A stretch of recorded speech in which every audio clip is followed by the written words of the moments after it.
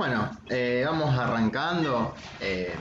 Primero que nada, bienvenidos, bienvenidas a clase de repaso de metodología y gestión de la investigación en psicología. Acá con el docente Raúl Gómez Alonso. Estos espacios nos parece que son muy importantes, son fundamentales para poder seguirnos encontrando. De a poco acá también en la facultad, con algunos espacios en presencialidad, ahora que hay más posibilidades también entendiendo la complejidad de poder, de que no todos y todas puedan estar en la facu presentes, decidimos con Raúl y poder hacerlo de esta manera, al menos por ahora, sostener algunos grupos también, seguir sosteniendo grupos virtuales y clases de repaso virtuales para que todos y todas puedan acceder, pero nada, también peleando porque podamos volver y seguir habitando las aulas, seguirnos encontrando, llenar de contenido la facultad y nada, poder seguirnos encontrando nosotros y organizándonos por lo que realmente necesitamos para poder seguir encarando y avanzando en el cursado y nada, en conquistar los derechos que todavía nos faltan en relación a cómo seguimos en la carrera y cómo se sigue de acá en adelante después de 2 años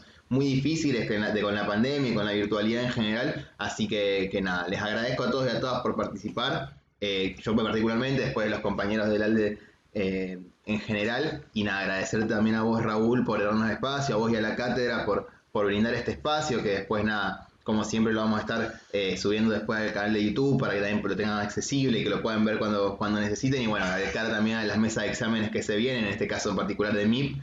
Pero bueno, con muchas mesas de exámenes, con posibilidad de rendir virtual y presencial, que fue algo que conquistamos hoy las estudiantes después de la insistencia de la pelea. Así que nada, de vuelta agradecerles a todos y a todas. Esperemos que estos espacios poder seguir generándolos, tanto con Raúl como con todo el resto de cátedras también. Así que nada, gracias a vos, Raúl, y bueno, te dejo arrancar. Muchos éxitos a todos y a todas en estos exámenes y en lo que sigue de acá en adelante.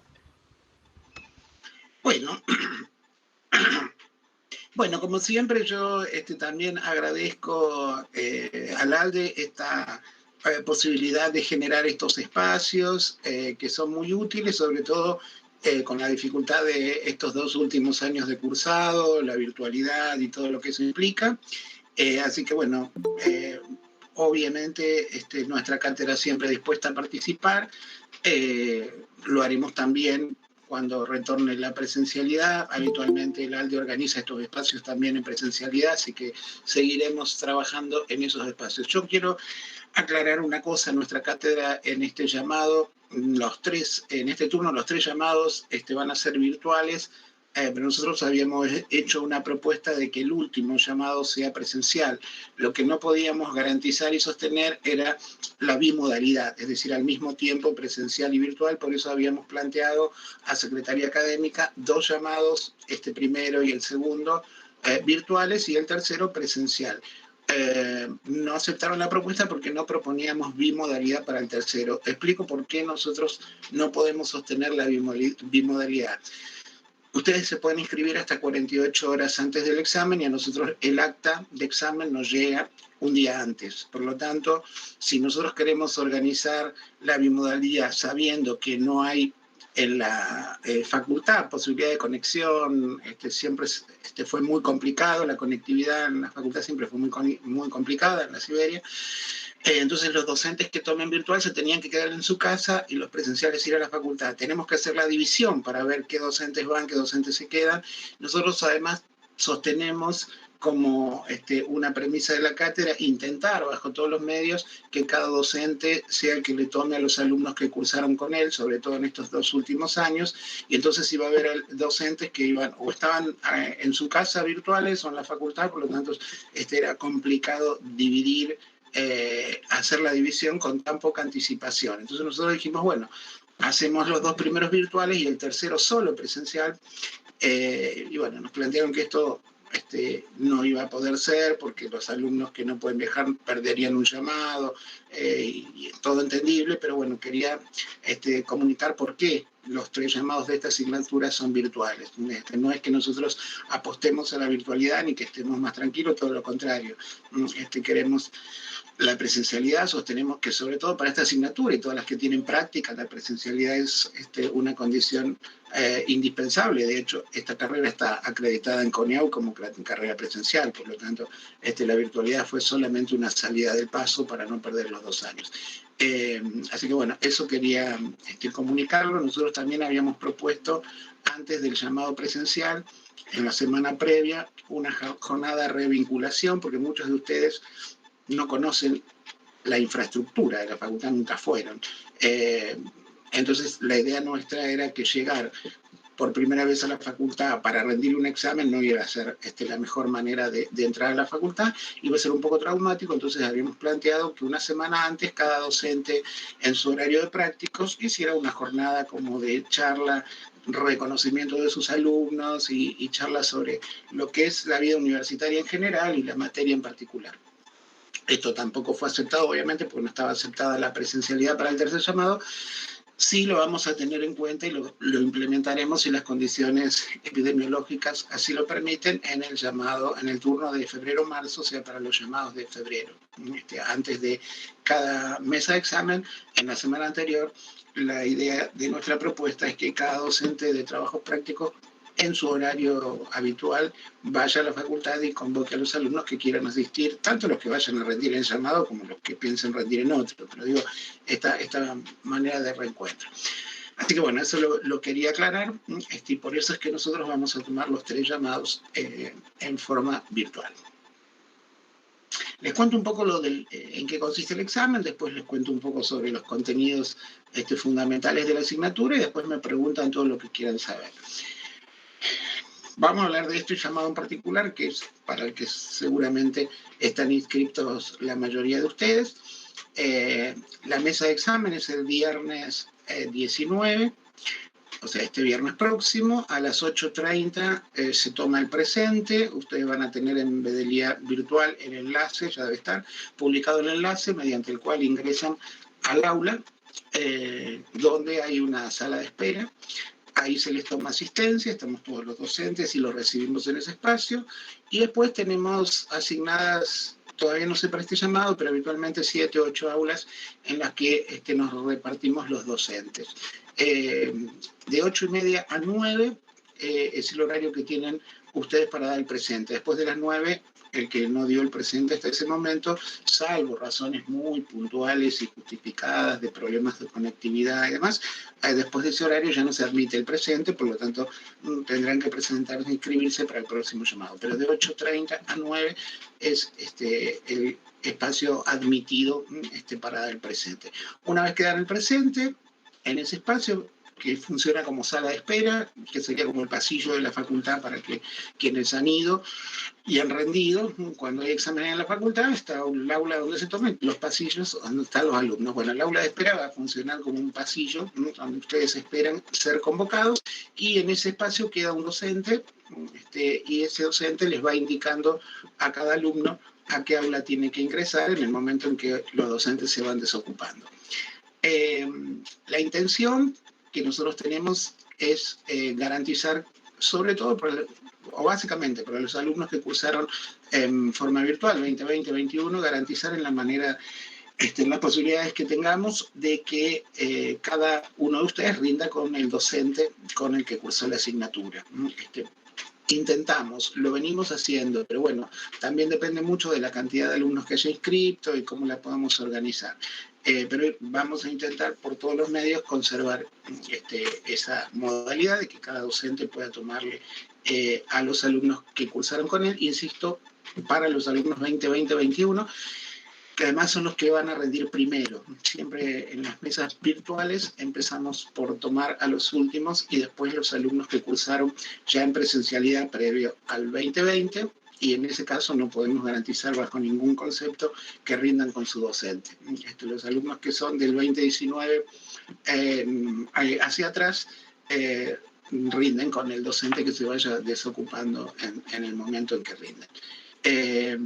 De cualquier forma, no tiene esto que ver con los contenidos, tiene más que ver con la posibilidad de que el examen sea más ameno, ¿no? Rendir con un docente que ustedes cursaron, al que conocen, es otra cosa. Y para evaluar también es otra cosa. Yo puedo evaluar mucho mejor a un alumno al que vine siguiendo durante todo el año que a un alumno que no conozco y es la primera vez que lo veo. Pero bueno, insisto, esto va a depender mucho de cómo nos podamos organizar en relación a la cantidad de alumnos. También por una cuestión de respeto a las resoluciones de consejo directivo. Los alumnos que por algún problema laboral, familiar a cargo, hijos, tengan que rendir primero, lo avisan cuando se les toma el presente y tratamos de que inmediatamente puedan rendir. Cualquier inconveniente que tengan, nosotros confiamos en ustedes. Digo, no pedimos ningún certificado, ni que llenen ningún formulario, nada. Ustedes nos dicen, tengo problemas laborales, tengo un hijo a cargo y tengo que ir a amamantar, tengo un problema de conectividad y después de tal hora se me complica. Lo entendemos, pero insisto, confiamos en el respeto que ustedes tienen por sus compañeros y que lo harán solo si tienen la necesidad real. No vamos a andar con el poder de policía, bueno, a ver, tráeme el certificado de trabajo o la constancia. Así que confiamos en eso, lo avisan en el momento en el que se les toma el presente y reorganizamos entonces la forma, el orden en el que rindan. El examen es un examen oral, como comunicó la cátedra. Nosotros no creemos que sea posible evaluar esta asignatura de manera escrita, por eso el examen es oral, igual que era cuando había presencialidad. Estimativamente consideramos que el examen debe durar no más de 15 minutos. Ese es más o menos el tiempo que tenemos previsto para evaluar a cada alumno. Como en todo examen, y respetando el derecho de los estudiantes, tienen derecho a preparar temas, pueden preparar un tema si quieren. Lo que les pedimos sí es que el tema no sea muy extenso, porque si no se los va a cortar. Calculen que tenemos 15 minutos previstos para cada estudiante, el tema no debería durar más de 5 minutos para poder después hacer preguntas y evaluar. Una cosa que es importante aclarar, ustedes no tienen obligación de preparar tema, es un derecho, lo pueden usar o no. Se supone que el derecho a preparar un tema es para que el alumno se sienta más tranquilo y relajado cuando empieza a hablar sobre algo que sabe. Pero fundamentalmente lo que nosotros entendemos es que el alumno va a hablar de algo que sabe, lo cual implica que en el tema no puede haber errores. Si hay errores en el tema, y esto le va a pasar, rindan con el docente que rindan, porque es un acuerdo de cátedra, si hay errores en el tema, el examen se termina. No vamos a seguir preguntando, porque se supone que el tema es lo que ustedes eligieron para sentirse tranquilos y porque dominan ampliamente. Si hay errores en el tema, el examen se termina inmediatamente. O sea que si van a preparar un tema, no cometan errores al exponer su tema.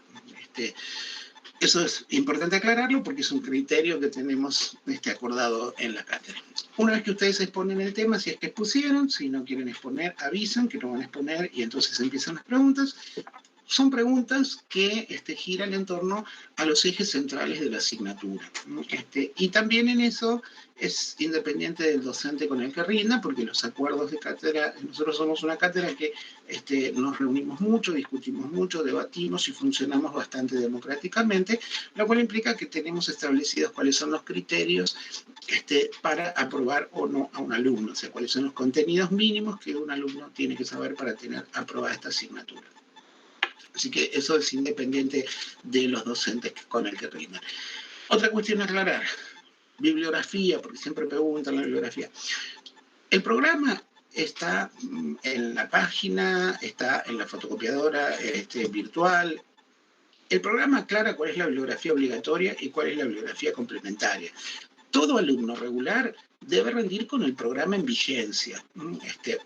Bueno, esto por cuestión de resolución, si fue hace más de 2 años, el programa en vigencia, si no, rinden con el programa. Pero el programa de la asignatura no ha cambiado mucho, la bibliografía menos, así que rinden con el programa en vigencia, que insisto, está en la página, está en el espacio de fotocopiadora.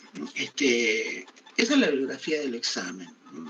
La obligatoria es la que deben saber, la ampliatoria es para que ustedes amplíen si quieren algún contenido, pero la que tienen que poder dar cuenta es la obligatoria. Ahora, en la cátedra no vamos a preguntar por autores, porque en algunos de los textos que hay como obligatorio, algunos temas se repiten. Entonces, si ustedes van a hablar de un tema, no importa de qué autor, importa que puedan dar cuenta del tema del que se les pregunta, del que están hablando, según algunos de los autores que leyeron en la bibliografía obligatoria. Digo esto porque a lo mejor el concepto de variable puede tener alguna variación en el texto de Sampieri, en el texto de Roxana Hinault, en el texto, en otro de los textos que hay que tratan el mismo tema. Entonces no importa, es decir, el docente va a decir, bueno, ¿qué es la variable según tal autor? Ustedes pueden dar cuenta desde cualquiera de los autores que tratan el tema, pero tienen que dar cuenta de los conceptos centrales de la asignatura.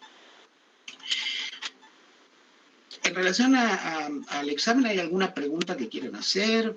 Si no, ya nos metemos con los ejes fundamentales de la asignatura, que es lo que... Bien, quedó todo claro. Hola, buenas tardes. Yo Sí, quiero bueno. hacer una pregunta. Sí, Con respecto al tema que se hizo, en base a lo que se hizo el trabajo de investigación, ¿cómo se manejan con eso? Porque no. yo...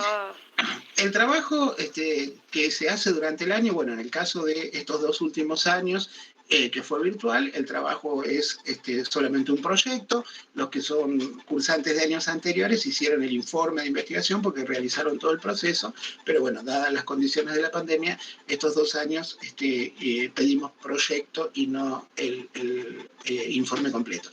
Ese trabajo está aprobado, fue aprobado como parte de la regularidad, de la condición de regularidad de la asignatura. Por lo tanto, de eso no se pregunta.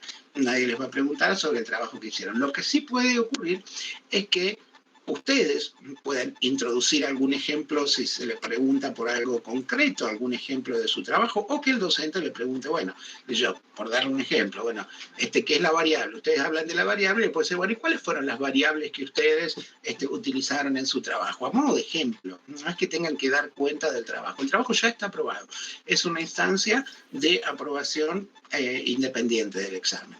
Es condición de regularidad. Entonces ya está aprobado, porque si no, no hubieran obtenido la regularidad de la asignatura, lo damos por aprobado y seguimos. Pero insisto, por ahí sí puede ser bueno, tanto que ustedes lo tengan en cuenta, si quieren, como también a veces para el docente el hecho de preguntar cuáles fueron el pasaje de la teoría a lo empírico que ustedes hicieron el trabajo. Como la mayoría de ustedes van a rendir con el docente con el que cursaron, ya el docente hizo un seguimiento de ese trabajo y ya tienen claro, entonces puede con más razón pedirles ejemplos concretos de trabajo, pero insisto, no es condición dar cuenta del trabajo, pues ya lo tienen aprobado. Bueno, gracias. No, por nada, Ivana. Bien, ¿alguna otra pregunta sobre esto o avanzamos ya con lo que tiene que ver específicamente con los contenidos de la asignatura? Bueno, doy por cerrado esto. Si hay alguna pregunta al final, no hay problema, lo retomamos. Vamos a hablar de la estructura de la asignatura y los contenidos, los ejes fundamentales de la materia. ¿Qué es lo que ustedes habrán visto durante el cursado en los trabajos prácticos? La cátedra, sobre todo en la virtualidad, organizó bastante los trabajos prácticos para ir trabajando con todas las comisiones más o menos de igual manera, al mismo tiempo y con la misma bibliografía, que son los textos que fueron cargados en el aula para ir abordando cada tema. Que tienen contenido de la bibliografía que está en el programa. O sea, no es que esos textos son la única bibliografía con la que ustedes tienen que rendir. No, ustedes tienen que rendir con el programa de asignatura. Esos textos son los que facilitan la lectura de la bibliografía obligatoria de la materia. Si ustedes leen el programa van a encontrar que nosotros planteamos, cuando hablamos de metodología de la investigación, hablamos de que la investigación se puede abordar desde 2 puntos de vista, que son los 2 grandes ejes de la materia. Por un lado, la investigación como práctica social y por otro lado, la investigación como un proceso. Son los 2 ejes que atraviesan toda la asignatura. Lo que tiene que ver con la investigación como práctica social, ¿por qué nosotros sostenemos que la investigación es una práctica social? Porque entendemos que se investiga en un contexto determinado, bajo condiciones culturales, sociales, económicas, políticas determinadas, y que esto no puede no incidir sobre el proceso de investigación.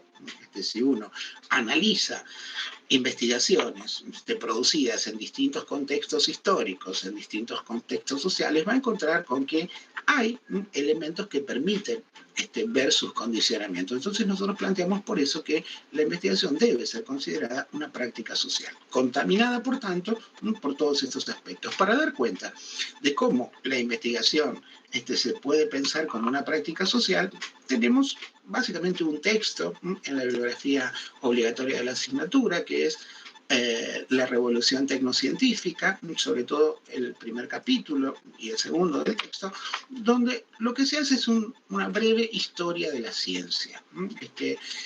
Y se plantea cómo fue cambiando estructuralmente la manera de producir conocimientos, pasando desde una manera inicial, cuando surge la ciencia moderna, con determinadas características que permiten ubicar a ese momento histórico como el momento de microciencia o ciencia en pequeña escala o pequeña ciencia, que esto duró y se fue consolidando esa forma de pensar la producción de conocimientos hasta finales de la Segunda Guerra Mundial, década del 40 en el siglo pasado, hacia el 45, 46, cuando empieza a cambiar estructuralmente la forma de producir conocimientos, empiezan a notarse claramente otras estructuras en el proceso de investigación y se determina otro momento histórico que se conoce habitualmente como el de macrociencia, big science y la gran ciencia, como quieran llamarle, con características diferentes a las que tenía el primer momento del proceso.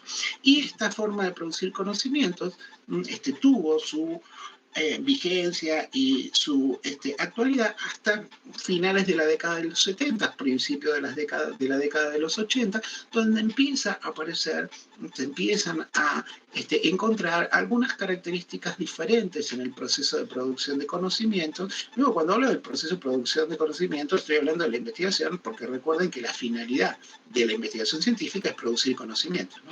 Entonces, cuando hablo de cambio en la manera de producir conocimiento, digo cambios en la manera de investigar. Por eso digo que la investigación es una práctica social.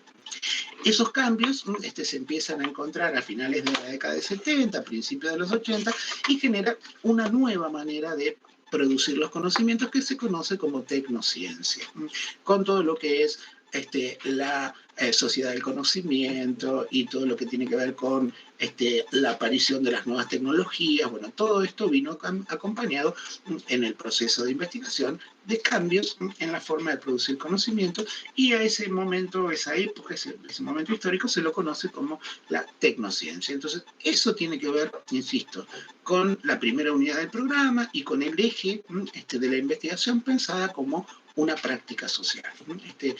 Insisto, la investigación como una actividad que tiene como finalidad la producción de conocimiento y las distintas maneras que en el curso de la historia adquirió la forma en la que se produce el conocimiento.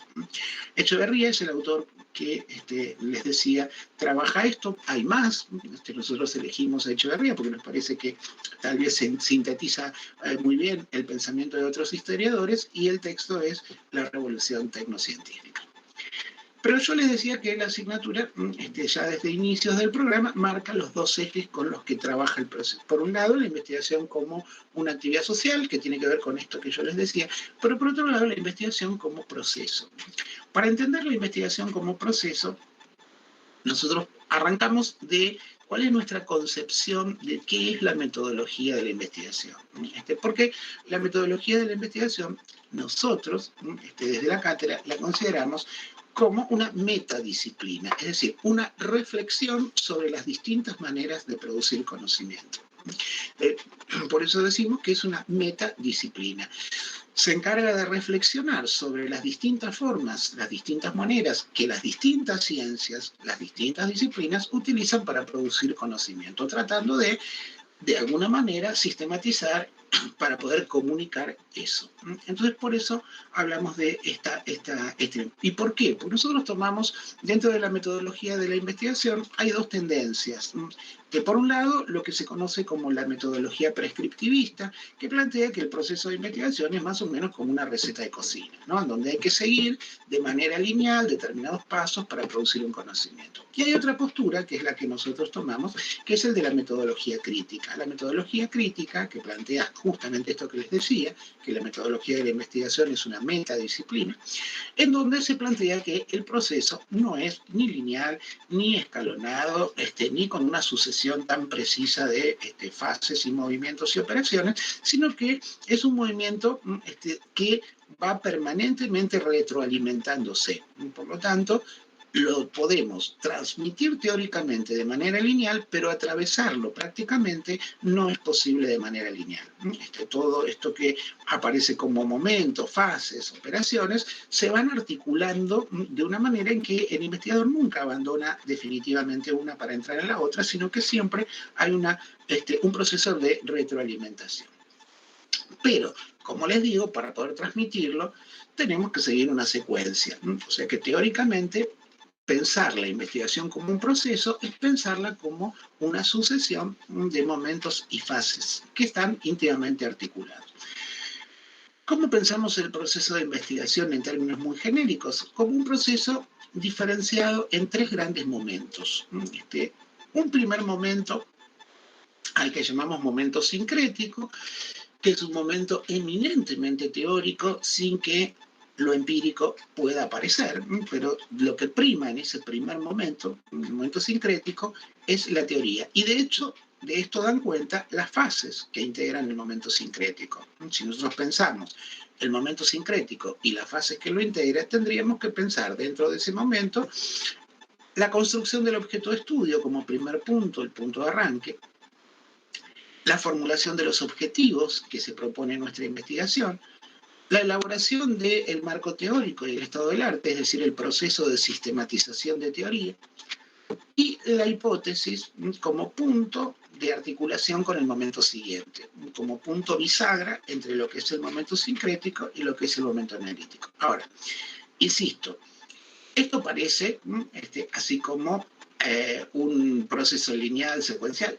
No lo es, porque si yo les digo, primero construimos el objeto de estudio, formulamos un problema claro de investigación, y les digo, después objetivo y después la teoría, parece que la teoría no hubiera estado nunca hasta ese momento. No, la teoría es también el punto de arranque, porque uno no va a poder construir un objeto de estudio si no tiene bien en claro qué se está diciendo, cómo nuestra disciplina está abordando ese problema, si es o no un problema científico que permita encarar un proceso de investigación. Entonces la teoría no es que aparece ahí. Por eso digo, esto de lo secuencial es simplemente una manera de poder transmitirlo. La teoría la podemos transmitir. Ahora, cuando uno quiere llevar adelante el proceso, no es que, bueno, ahora voy a construir un objeto. No, voy a tener que leer mucho antes de sentarme a tratar de construir un objeto.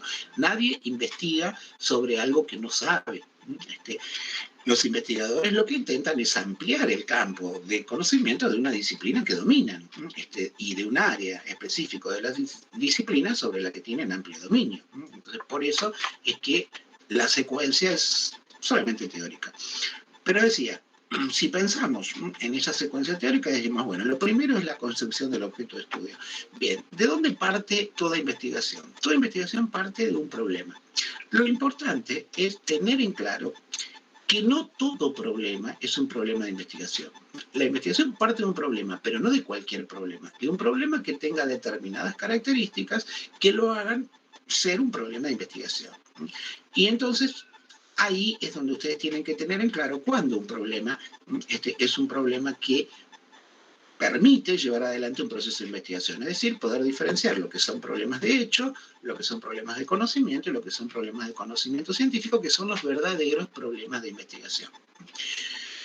Una vez que nosotros tenemos eso más o menos resuelto y decimos, bueno, sí, se trata de un problema de conocimiento científico, podemos avanzar en la formulación de un problema. Para eso, primero tendremos que focalizar. Focalizar es detenernos en un tema concreto dentro de la disciplina y empezar a leer sobre ese tema. Una vez que focalizamos y que dominamos ampliamente el tema, pasamos a explicitar, es decir, reconocer dentro de ese tema unas subáreas, aspectos más definidos y específicos. Y por último tendremos que delimitar, es decir, delimitar conceptualmente y delimitar espacio-temporalmente para poder llegar a una pregunta. Ahora, si nosotros formulamos una pregunta de investigación después de todo ese recorrido, En realidad lo que hacemos es enunciarla como pregunta, pero además de enunciarla como pregunta, tenemos que estar seguros de que está bien enunciada como tal. Por lo cual debemos garantizar que esa pregunta cumpla con dos tipos de criterios, los criterios sustantivos y los criterios formales. Cuando hablamos de criterios sustantivos o criterios de pertinencia, lo que decimos es que debemos estar seguros que la respuesta a la pregunta que estamos formulando va a ser conocimiento, no información. ¿Por qué? Porque la finalidad de la investigación es producir conocimiento, no información. La información la encontramos en cualquier base de datos. La investigación tiene que producir un conocimiento. Pero además ese conocimiento tiene que ser novedoso, es decir, tiene que aportar algo a lo ya existente, porque si no, no tiene sentido. Y además de ser novedoso, tiene que ser de interés científico, porque muchas veces uno se hace preguntas y dice, ¿por qué la disciplina no investigó sobre esto? Ahí hay que preguntarse, ¿es un problema realmente de interés disciplinar o no investigó nunca porque no interesa eso en la disciplina? Entonces, tiene que ser conocimiento, tiene que ser novedoso, tiene que ser de interés para la disciplina y tiene que cumplir con un requisito fundamental. Tiene que posibilitar la contrastación empírica. ¿Qué significa que posibilite la contrastación empírica? Que nos permita producir observables que den cuenta de lo que estamos diciendo. Entonces, esos son los criterios sustantivos. Pero además, para que la pregunta esté enunciada correctamente, debería cumplir también con los criterios formales. Los criterios formales también son tres. La desagregación, es decir, utilizar categorías conceptuales, variables, que estén desagregadas, es decir, que estén especificadas para poder después relevarlas de manera concreta. Tiene que ser clara, es decir, utilizar términos que no permitan múltiples interpretaciones. Y tiene que ser factible, es decir, que debemos contar con los recursos humanos y materiales para poder llevar adelante el proceso. Si se cumple todo eso, decimos, bueno, la pregunta está enunciada correctamente, pero que esté correctamente enunciada no quiere decir que ya hayamos construido el objeto de estudio, porque falta ahora formular el problema. Enunciamos la pregunta, pero todavía no formulamos el problema. ¿Qué significa formular el problema? Formular el problema es tomar esa pregunta y someterla a tres operaciones. La contextualización, es decir, ubicar ese tema, esa área específica de la disciplina dentro del contexto social, político, histórico, económico. Recuerden lo que decíamos antes, la investigación es una actividad social condicionada. Delimitar tiene que ver con eso, lo espacio-temporal, contextualizar tiene que ver con eso. Por otro lado, hay que delimitar, y la delimitación implica una delimitación conceptual, es decir, ubicar desde dónde van a ser tomadas las categorías de investigación, y una delimitación espacio-temporal, hablar también de dónde se va a llevar adelante el estudio, con qué sujetos, en qué características. Y por último, fundamentar. Digo por último, pero no es que primero contextualizo, después delimito, no, todo. Es todo un conjunto de operaciones que interactúan, ¿no? Entonces no es que, ahora delimito, ahora se va mezclando, incluso se pierden los límites precisos de dónde estoy delimitando y dónde estoy contextualizando y dónde fundamentando, ¿no? Pero ¿qué es fundamentar? Bueno, es argumentar con fuerza y solvencia por qué para la disciplina, no para el investigador, por qué para la disciplina va a ser importante darle respuesta a esa pregunta, qué va a aportar esto al campo de conocimientos. Entonces, recién ahí, cuando hicimos todo eso, es cuando formulamos el problema, es decir, cuando construimos nuestro objeto de estudio. Una vez que construimos nuestro objeto de estudio, y yo una vez, y vuelvo a lo de antes, ¿no? Teóricamente parece separado, pero es todo junto, ¿no? Porque inmediatamente cuando uno formula la pregunta ya detecta cuáles son las categorías conceptuales centrales de su trabajo, es decir, ya identifica cuáles son las variables, ¿no?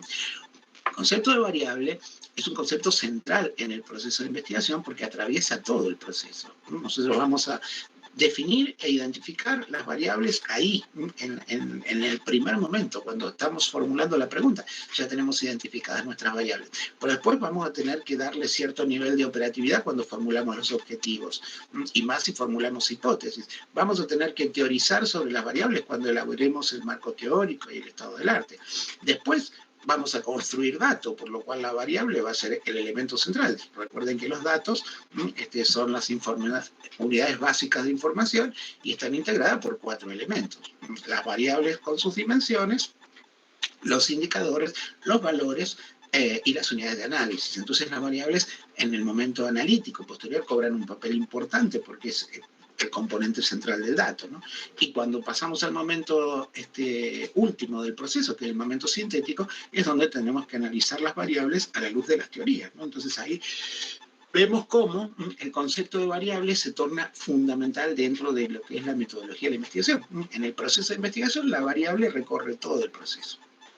Ahora, volviendo al momento sincrético, les decía, bueno, tenemos la construcción del objeto de estudio. Paso siguiente, la formulación de los objetivos. Recuerden siempre que los objetivos no deben confundirse nunca con los propósitos de una investigación, porque son cosas diferentes.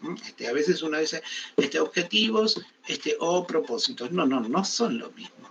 Los objetivos que los propósitos, ni tampoco son lo mismo que las metas. Entonces es importante, porque a veces uno dice, el objetivo es la meta. No, el objetivo y la meta son cosas distintas. Cuando hablamos de la meta de una investigación, estamos hablando de la misma para todas las investigaciones. Toda investigación tiene una única meta, que es darle respuesta a la pregunta.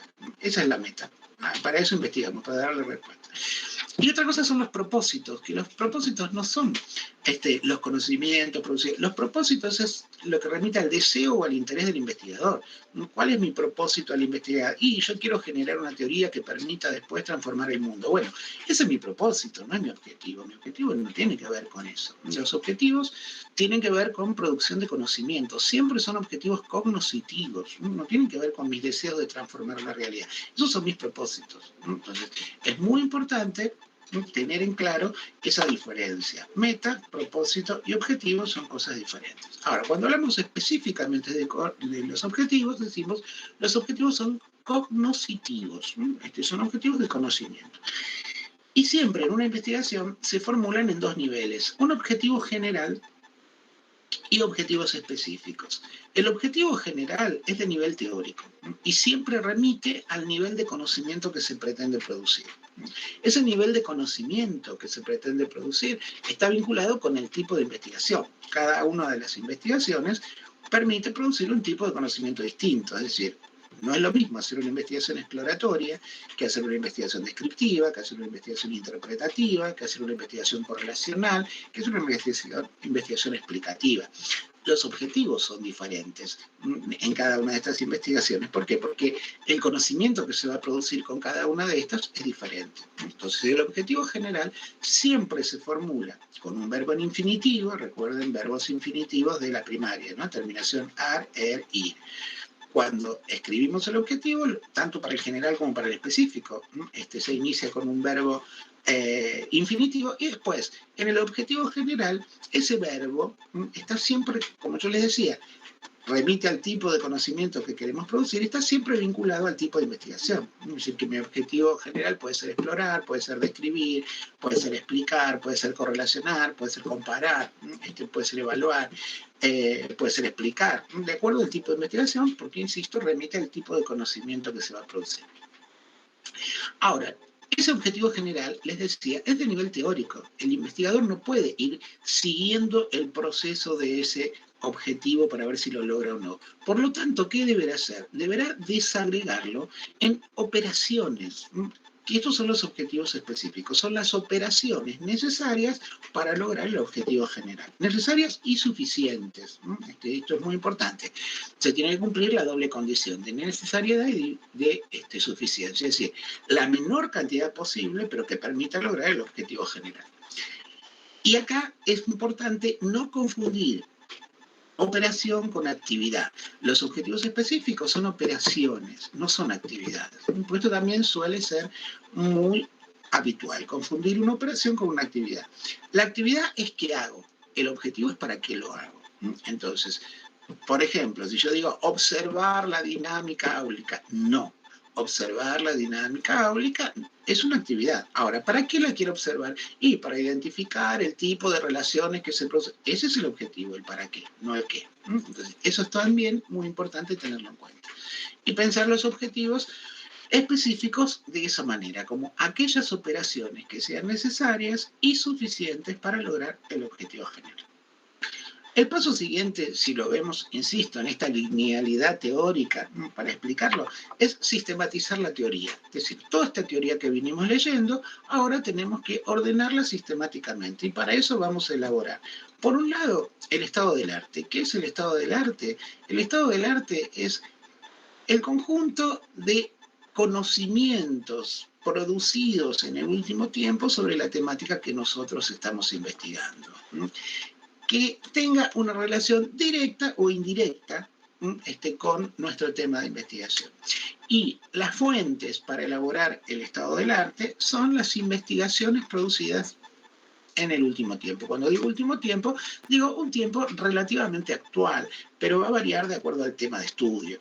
No podemos fijar un tiempo igual para todos los procesos de investigación, porque en algunos campos el conocimiento se desarrolla mucho más que en otros, entonces a veces hay que recurrir a periodos más largos y otras veces a periodos más cortos. Pero es lo último que se ha producido y para eso, insisto, las fuentes son las revistas de investigación. Ahí tenemos que recurrir y ver cuáles son las investigaciones que se han hecho en el último tiempo sobre el tema que nosotros estamos investigando con una vinculación directa o indirecta. Pero por otro lado también tenemos que armar el marco teórico. El marco teórico es un instrumento mucho más profundo, porque el estado del arte da cuenta de la actualización que tenemos en los conocimientos, pero el marco teórico tiene que dar cuenta de la profundidad que tenemos en el conocimiento del tema. Por lo tanto, el marco teórico tiene que desarrollar en profundidad todas las categorías conceptuales que fueron mencionadas en la pregunta de investigación y en los objetivos, desarrolladas con profundidad y además no es transcribir lo que dijeron otros, es reelaborar lo que dijeron otros. Es una reflexión crítica sobre lo que han dicho otros autores sobre el tema. Siempre tomamos los autores que aparecen como referentes disciplinares, pero tenemos que analizar cuando las categorías conceptuales que desarrollamos están siendo trabajadas por autores con distintos posicionamientos epistemológicos, tenemos que dar cuenta de que conocemos todos esos posicionamientos epistemológicos, pero también tenemos que dar cuenta que adherimos a uno de todos esos. Por lo tanto, en el marco teórico se trata de eso, de analizar en profundidad todas las categorías conceptuales que fueron mencionadas, recurriendo a las distintas miradas epistemológicas de distintos autores, pero dejando bien claro y sentado cuál es nuestro posicionamiento. Una vez que tenemos eso, analizaremos si es conveniente o no formular una hipótesis. Digo si es conveniente o no, ¿por qué? Porque no toda investigación necesita plasmar una hipótesis. Una cosa son las hipótesis de trabajo, con las que uno se maneja, que son hipótesis que en realidad tienen más de supuesto que de hipótesis, ¿no? Son estas ideas que nos van comandando. Y otra cosa es una hipótesis científica. Una hipótesis científica es una proposición tentativa de respuesta a la pregunta, es decir, aquello que nosotros consideramos que responde a la pregunta que nos hicimos. Y una hipótesis científica es una hipótesis que está fuertemente fundada en la teoría. Debemos fundarla en teorías precedentes, si no, no podemos escribir una hipótesis. Entonces, por eso la hipótesis, decimos, está fuertemente fundada en la teoría, la hipótesis científica. Ahora, no siempre el investigador está obligado a formular la hipótesis. ¿Por qué? Porque depende del tipo de investigación que lleve a cabo. Cuando nosotros hacemos una investigación exploratoria, estamos ya de antemano reconociendo que no hay demasiado desarrollo teórico. Si la hipótesis está fuertemente fundada en la teoría, en una investigación exploratoria no puede haber hipótesis, porque no hay fundamentos teóricos previos. Entonces, las investigaciones exploratorias no llevan hipótesis. En una investigación descriptiva, en la que nosotros sí lo que queremos es profundizar las características del objeto, pero que ya ha sido identificado y definido con anterioridad, ahí sí podemos formular hipótesis, porque hay teorías precedentes para fundamentarla. Pero es una decisión del investigador si la formula o no. ¿Qué quiere decir? Todas las investigaciones descriptivas no tienen obligación de tener hipótesis. Es una elección del investigador si la formula o no. Ahora, ¿por qué elige o no formularla? Porque va a depender de si cuenta o no con los elementos para hacer una contrastación empírica que le permita validar o no la hipótesis. Entonces, a veces, en una investigación descriptiva, no se cuenta con esos elementos para poder hacer una contrastación empírica que permita validar o desconfirmar la hipótesis, y entonces el investigador prefiere no formularla. Lo cual no quiere decir que él no tenga una respuesta supuesta. La respuesta está, pero no permite, prefiere no escribirla, formulándola como una hipótesis para no verse obligado después a llevar adelante el proceso de contrastación y el dar cuenta de si fue validada o no. Entonces, a veces, sobre todo depende de los recursos y del objeto de estudio, si le conviene o no formular la hipótesis. En cambio, si vamos a hacer una investigación explicativa, una investigación correlacional, recuerden que las investigaciones correlacionales pueden ser correlacionales causales o explicativas, pero pueden ser correlacionales no causales. Bueno, cualquiera de las dos sí llevan hipótesis, pero no es lo mismo una hipótesis causal que una hipótesis correlacional. Una hipótesis causal es una hipótesis donde la relación entre las variables es determinística, es decir, una relación de causa a efecto. Mientras que en las investigaciones correlacionales no causales, las hipótesis no son determinísticas. Simplemente son hipótesis de asociación. Quiere decir que las variables se mueven a la vez, están asociadas. Ahora, no es que una determine la otra, están asociadas, se mueven a la vez. Y esa correlación puede ser positiva si el movimiento se da de manera inversa, es decir, que una variable aumenta y la otra disminuye, una variable aumenta y la otra también aumenta, positiva, cuando las dos se mueven en la misma dirección, o una correlación negativa si se mueven en direcciones opuestas, es decir, que mientras aumenta una variable, la otra va a disminuir. En las investigaciones correlacionales, insisto, sean causales o no causales, la hipótesis es obligatoria. El investigador no puede zafar de formularla. Después tiene que contrastarla y verificarla. Una vez que, si seguimos, insisto, yo soy pesado en esto, pero porque quiero que quede claro, ¿no?, que esta linealidad no es tal en el proceso, ¿no? Pero una vez que hicimos todo esto, y cuando uno está trabajando en investigación no es una vez que hizo todo esto, ¿no? Pero en términos secuenciales, una vez que hicimos esto, terminaríamos, le daríamos así un cierre al momento sincrético y ya estaríamos entrando al analítico, porque recuerden que la hipótesis se formula operativa, de manera operativa, o sea que ya tiene una pata en lo sincrético y una pata en lo analítico. El momento analítico es el momento en el que el investigador tiene que tomar las grandes decisiones técnicas sobre cómo va a llevar adelante el proceso. Y el eje central de este momento es el dato. El momento, digamos que la vedette del momento analítico es el dato. ¿Por qué? Porque el investigador tiene en este momento que pensar cómo va a construir los datos. ¿Y para qué tiene que construir los datos? Para poder analizarlos, interpretarlos e intentar responderse a la pregunta. Entonces, el dato es central. Cuando hablamos de dato, insisto, hablamos de la unidad básica de información. Es decir, el investigador tiene que diseñar cómo va a construir el dato. Esto quiere decir que tiene que diseñar cómo va a obtener la información para poder llevar adelante el proceso construyendo el dato.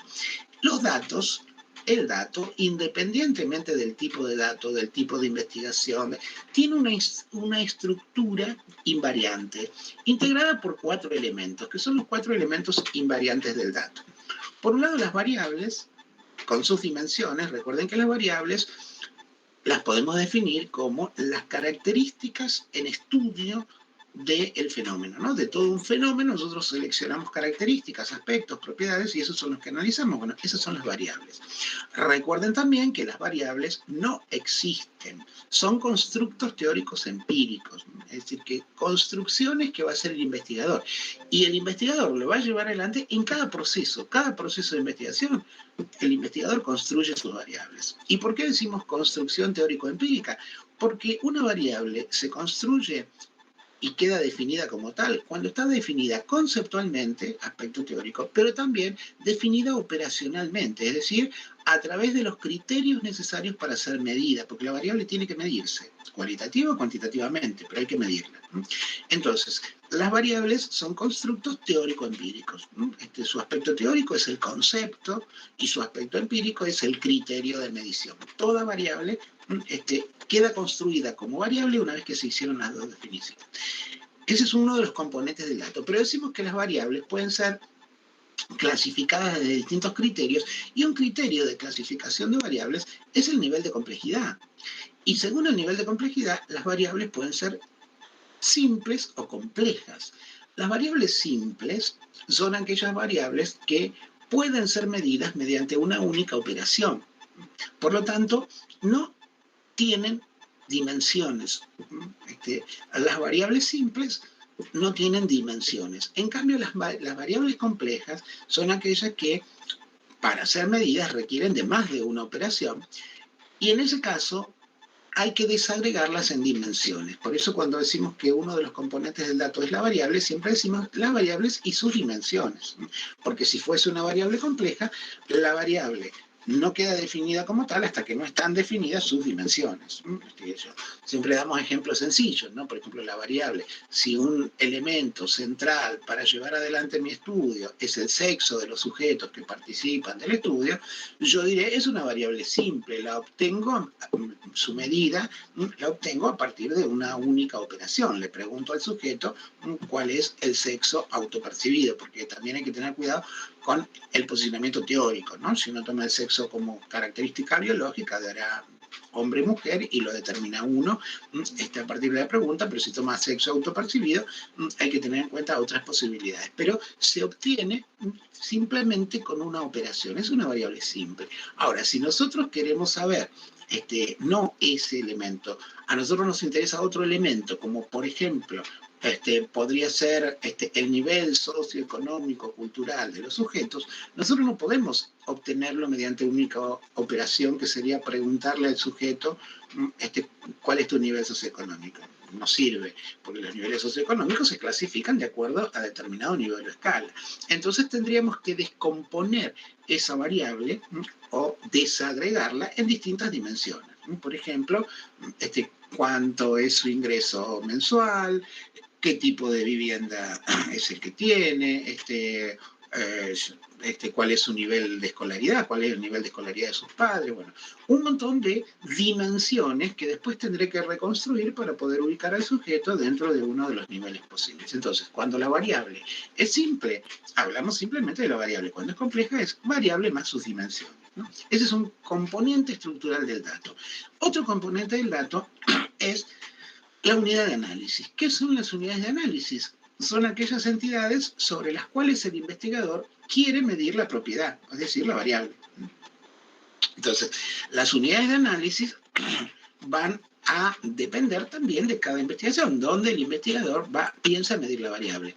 Cuando hablamos de unidades de análisis, es importante tener en cuenta que a veces el investigador puede trabajar con toda la población, pero otras veces no tiene acceso a todos y entonces debe seleccionar un subgrupo, al que llamamos muestra. Las unidades de análisis son las que efectivamente va a trabajar. Entonces, si nosotros diferenciamos población de muestra, las unidades de análisis son los integrantes de la muestra, aquellos en los cuales el sujeto va a obtener la información. Segundo componente del dato. El tercer componente del dato es el valor de la variable, porque la variable, que dijimos que es aquella propiedad que el investigador quiere medir en las unidades de análisis, la variable puede tomar distintos valores. Es importante a la hora de pensar en la construcción del dato que el investigador ya tenga previsto cuáles son los valores que podría tomar esa variable. Los valores que puede tomar la variable integran un sistema de clasificación que también lo elige el investigador, ojo, porque no es que la variable viene con su sistema de categoría, no, el investigador puede pensar un sistema propio. Ahora, tiene que tener en claro cómo va a medir para obtener alguno de esos valores, ¿no? ¿Qué quiero decir con esto? Yo puedo pensar la edad como variable y pensar como sistema de valores niño, adolescente, adulto, ¿no? Y entonces esos serían los valores que puede tomar la variable. Ahora yo puedo pensar en la variable edad y decir el número específico que indique la cantidad de años vividos. Entonces ahí voy a tener otra escala de valores, 1, 2, 3, 4. ¿No? Entonces los valores también es el investigador el que los va a determinar en la medida en que determina la variable. Pero insisto, los valores son el sistema de categorías dentro del cual la variable va a moverse y dentro del cual va a tomar un valor determinado. Obviamente, se supone que cuando uno elabora un sistema de valores, tiene que hacerlo de tal manera que un mismo sujeto no pueda tomar más de un valor en la variable. Es decir, que el sistema de valores de la variable tiene que ser excluyente. Si ubico a un sujeto en 2 años, no lo puedo ubicar en 4. Lo ubico en 2 como lo ubico en 4. No lo puedo ubicar al mismo tiempo en niño y joven, o en niño o en joven. Tiene que estar bien establecido en ese sistema de valores que cada uno de los valores excluye al resto, para que cada sujeto pueda ser ubicado solamente en uno de estos. Y por último, el último componente estructural del dato son los indicadores. Los indicadores son las unidades mínimas de operacionalización de la variable, es decir, que el indicador está marcando cómo va a ser medida la variable. Para cada variable y para cada dimensión de la variable yo determino indicadores. El indicador remite al proceso con el que la variable va a ser medida. Tiene 2 caras, una cara conceptual y una cara procedimental. Es decir, si mi variable es edad, yo por un lado voy a tener un elemento conceptual, que es el tiempo vivido en años desde el nacimiento hasta el día de hoy. Y voy a tener un aspecto procedimental, respondido por el sujeto a partir de una pregunta formulada en el cuestionario. El indicador es todo eso, o sea que tiene un aspecto conceptual que voy a medir y un aspecto procedimental mediante qué procedimiento lo mido. Eso integra el indicador. Entonces, siempre que pienso en el momento analítico, pienso en los procesos para la construcción del dato. Y el dato como la unidad básica de información, o podemos decir, para integrar los 4 elementos, definimos el dato diciendo que el dato es el valor, ahí tenemos el primer elemento, que puede tomar en cada unidad de análisis, segundo elemento, una propiedad o variable, ahí tenemos el tercero, obtenido a través de un procedimiento indicador, ahí tenemos el cuarto. Es decir, que cuando definimos el dato, ya estamos diciendo cuáles son los 4 elementos que lo integran. Ahora, para pensar esto, el investigador elabora lo que llamamos marco metodológico. El marco metodológico es el conjunto de operaciones técnicas que el investigador toma para construir el dato. Entonces, siempre el marco metodológico se estructura indicando este conjunto de operaciones técnicas. Lo primero es qué tipo de diseño o tipo de estudio es el más adecuado para llevar adelante el procedimiento. Cuando hablamos de tipo de estudio, estamos hablando de cuál va a ser la estrategia global de abordaje de objeto. Entonces, el investigador tendrá que optar por un diseño de los muchos que existen. Nosotros hemos trabajado y tienen en la bibliografía obligatoria el texto de Hernández Sampieri. Es una tipología, hay otros autores que clasifican de otra manera. Nosotros preferimos dejar, más allá de que en general la mayoría de los integrantes de la cátedra, y particularmente yo, que soy el titular de la cátedra, no adhiero demasiado al planteo que hace Sampieri, porque lo ubico dentro de la línea de la metodología procedimentalista, y yo pienso más desde la línea crítica. Sin embargo, el acuerdo de cátedra fue dejar a Sampieri. ¿Por qué? Porque Sampieri, primero por el respeto, obviamente, a Sampieri, que uno no coincida no quiere decir que no respete su productividad científica. El texto Metodología de la Investigación de Hernando Sampieri es el texto más utilizado en metodología de la investigación en todas las universidades del mundo, es un bestseller, y está traducido a casi todas las lenguas. Entonces, por una cuestión de respeto, no vamos a menoscabar la producción. Pero por otro lado, el texto de Sampieri, en cuanto a diseños, sistematiza tipologías bastante claras y tal vez es el que más completa haga esta clasificación. Por eso está. Pero pueden usar otros autores que van a omitir algunos de estos diseños o van a cambiar la forma de ubicarlo.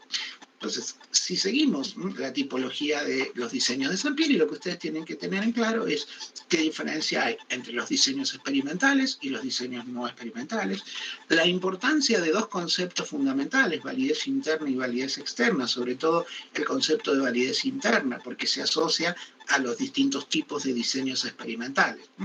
Dentro de los diseños experimentales, vamos a tener, y ahí es donde entra en juego el concepto de validez interna, porque de acuerdo al grado de validez interna vamos a tener preexperimentos, cuasi experimentos o experimentos puros. Y a su vez, En cada uno de estos 3 subtipos vamos a tener nuevos subtipos.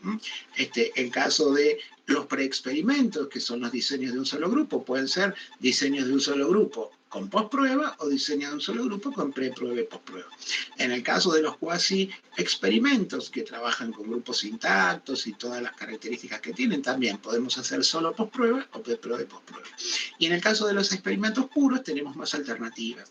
Ahí ya sí tenemos 2 grupos claramente identificados, grupo experimental y grupo control. También están en los preexperimentos, grupo experimental y control, pero a diferencia de lo que pasa en el cuasi experimento, que son grupos intactos, en los experimentos puros son grupos aleatorizados.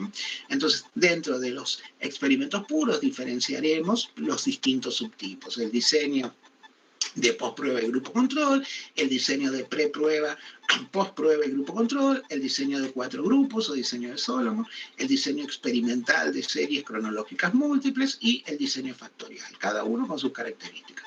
Por otro lado, si pensamos en los diseños no experimentales, ahí tendremos la posibilidad, de acuerdo a la aplicación de instrumentos de medición en una instancia o en más de una instancia, transversales o longitudinales.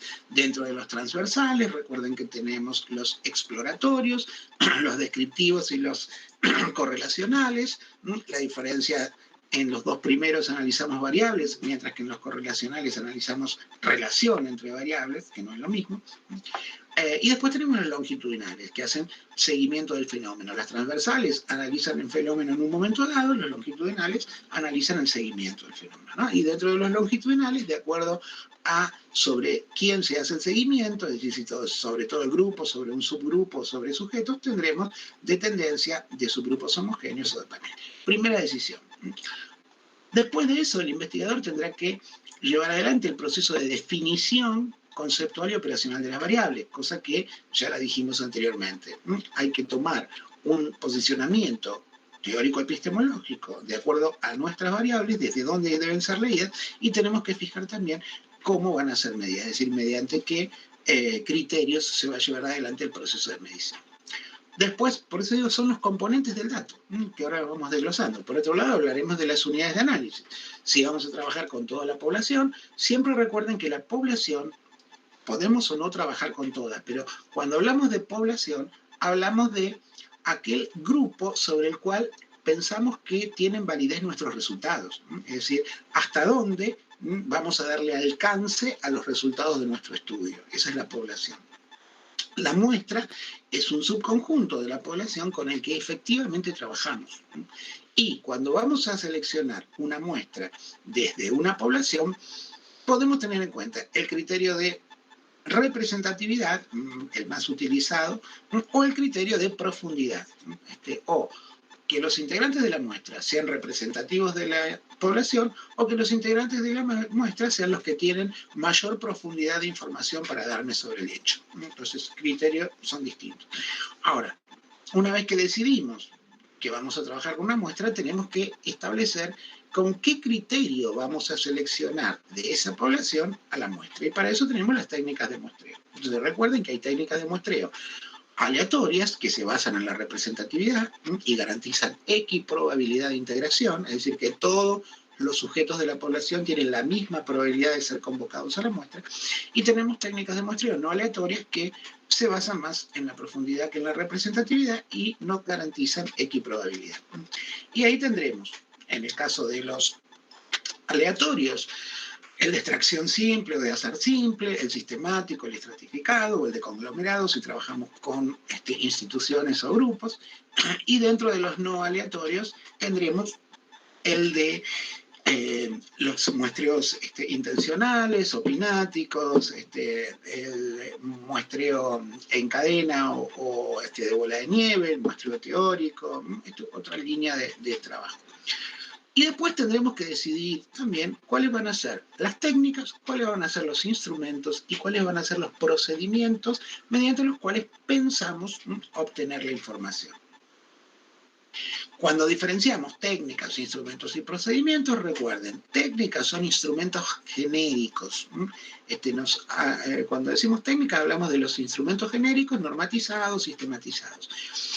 Cuando hablamos de instrumentos, hablamos del protocolo específico mediante el cual nosotros vamos a materializar la técnica. Es decir, una cosa es el cuestionario como técnica y otra cosa es el cuestionario como instrumento, que es el que nosotros construimos para llevar adelante el proceso. La técnica es la genérica, el cuestionario. Es decir, un conjunto de preguntas que pueden ser de estas, pueden ser abiertas, cerradas, pueden ser de opción múltiple, pueden ser dicotómicas, pueden ser de filtro, de control, todo. Eso es la técnica. Ahora, el instrumento cuestionario es el que nosotros utilizamos específicamente para nuestra investigación, el que nos permite a nosotros relevar los datos precisos con los cuales trabajar. Y el procedimiento es cómo lo aplicamos. Si fuese un cuestionario, bueno, va a ser autoadministrado, va a ser acompañado de un encuestador, va a ser por carta, va a ser por mail, va a ser, ¿no? Todo eso. Bien, vamos a hacer una entrevista, bien, ¿cómo la hacemos? El procedimiento es, bueno, llamamos por teléfono a la persona, acordamos un horario, fuimos nosotros, lo citamos en algún lugar, grabamos la entrevista, no grabamos la entrevista. Todo esto forma parte de los procedimientos. Entonces tengan en cuenta siempre esa diferencia. La técnica es la herramienta genérica, el instrumento es el protocolo específico que materializa la técnica y el procedimiento es la forma en que aplicamos el instrumento que está simbolizando la técnica. Una vez que tenemos todas estas decisiones, nos queda simplemente definir el área del estudio, que también es parte del marco metodológico, ¿no? ¿Dónde lo vamos a llevar? Porque recordemos, la investigación, en tanto práctica social, está vinculada a un contexto. Entonces es importante dejar aclarado ese contexto, dónde va a ser llevada a cabo. ¿Por qué? Porque la aspiración de cualquier investigador es publicarla en una revista científica. Y esta revista se va a leer en cualquier parte del mundo. Entonces cualquiera que lo lea tiene que ver si donde se llevó a cabo el contexto de realización de la investigación es parecido o no al contexto de uno, para ver si esos resultados serían o no serían válidos. Entonces siempre tiene que estar especificada el área del estudio. Y también tienen que estar especificadas las consideraciones éticas, es decir, cuáles son los recaudos éticos que va a tomar el investigador para no generar ningún tipo de daño físico, psíquico, moral en los sujetos que intervienen, ¿no? A veces se utiliza el consentimiento informado, que es un documento que se le presenta a la persona que va a participar del estudio, aclarándole para qué se hace el estudio, cuáles son los objetivos, que su participación es voluntaria, que no se le va a pagar por participar del estudio, que los datos son confidenciales, que no se va a publicar en ningún momento ninguna referencia que permita identificarlo, y que los datos se van a utilizar para esta investigación y no para otra. Eso se escribe en un consentimiento informado que el participante firma, aclara su documento y el investigador lo guarda. Obviamente lo guarda, nada de eso tiene que aparecer en las publicaciones porque efectivamente si no, no está garantizando lo que se comprometió a garantizar, ¿no? Si no usamos consentimiento informado, porque la investigación no lo requiere, a veces cuando aplicamos un cuestionario, muchas veces no hace falta el consentimiento informado porque en el encabezado del cuestionario uno pone de qué investigación se trata, cuáles son los objetivos y le garantiza. Por siempre, con o sin consentimiento informado, lo que tenemos que garantizar es eso, que los sujetos participen de manera voluntaria, que los datos sean anónimos, siempre conservar el anonimato, la confidencialidad, que los datos no van a, los informes no van a incluir ninguna referencia que permita identificar a los participantes y que los datos se van a utilizar solo para este estudio y no para otra cosa. Si los queremos utilizar para otra cosa, le tenemos que pedir nuevamente autorización, porque los estamos usando para esta investigación. Una vez que el investigador tiene en claro todo este conjunto de operaciones técnicas, lo que le queda es producir el dato. Y una vez que tiene el dato producido, es decir, cuando ya tiene toda la información en sus manos, entramos en lo que se llama el momento sintético del proceso de investigación. El momento sintético del proceso de investigación incluye el análisis de los datos y la interpretación de los resultados y las conclusiones del trabajo. El análisis de los datos y la interpretación de los resultados son dos cosas distintas. Cuando decimos análisis de los datos, estamos hablando básicamente de un proceso descriptivo. El análisis es más bien descriptivo, donde uno va marcando qué obtuvo, cómo respondieron los sujetos a determinadas preguntas, pero además hay que interpretarlo, es decir, cómo ese dato cobra sentido en el contexto teórico y en el contexto de realización de la investigación. Interpretar es articular lo que encontramos empíricamente con lo que sostenemos teóricamente. Por eso decimos que el momento sintético es un momento de articulación de teoría y práctica. Tenemos que ir analizando los datos a la luz de las teorías que a nosotros nos guían. Y finalmente, una vez que hicimos este análisis, que para determinar qué tipo de análisis hacemos, tenemos que tener en cuenta las variables con las que trabajamos. Recuerden que las variables las podemos clasificar desde distintos criterios. Uno de los criterios es el criterio matemático. Tenemos que ver si son variables cualitativas o cuantitativas, porque los análisis van a ser diferentes. Y tenemos que saber también cuál es la escala de medición que soporta la variable. No es lo mismo si acepta escala nominal, ordinal, de razón o de intervalos. De acuerdo a cuál sea la escala en la que la variable fue medida, vamos a tener que pensar en el análisis. Pero insisto, el análisis, la interpretación es siempre la articulación de eso con las teorías precedentes. Y las conclusiones, es el cierre del trabajo, las conclusiones lo que indican es, básicamente lo que no puede faltar en las conclusiones del trabajo es cuáles fueron los principales resultados obtenidos, en qué medida se lograron los objetivos, si no se lograron, cuáles fueron los elementos que impidieron su logro, cómo se articulan nuestros resultados con los antecedentes, es decir, con los resultados de otros que trabajamos en el estado del arte, qué articulación. Eso no puede faltar. Y después se pueden agregar en las conclusiones algunas otras cosas. El investigador puede formular una hipótesis, si no partió de una hipótesis en una investigación descriptiva, no decidió ponerla, a lo mejor puede cerrar si quiere formulando una hipótesis, puede si quiere analizar las fortalezas y las debilidades de su trabajo, puede si quiere hacer algún tipo de propuesta, pero esto si quiere, lo que no puede faltar es los principales resultados, el análisis del logro de objetivos y la articulación con las investigaciones precedentes. Eso tiene que estar en las conclusiones. Cuando esto está hecho, termina el momento sintético y lo que falta para tener el informe de investigación, recuerden que una cosa es el proyecto, otra cosa es el proceso y otra cosa es el informe. El proyecto de investigación es la planificación previa, el proceso es la realización, la ejecución, y el informe es lo que entregamos como documento al finalizar la investigación, ¿no? Entonces, en ese documento lo que faltaría es agregar las referencias bibliográficas, la bibliografía. Habitualmente en la mayoría de las instituciones o las revistas científicas se exige que sea utilizando normas APA, que son normas de citación de la Asociación Americana de Psicología, y los anexos. En los anexos el anexo contiene información complementaria, entonces va todo lo que el investigador considera importante para que lea quien evalúa el trabajo, si era para ser evaluado, porque lo complementa, pero que no podía ir en ningún lugar del trabajo. Puede poner algún artículo completo, si él lo comentó, pero no puso todo el artículo, lo puede adjuntar.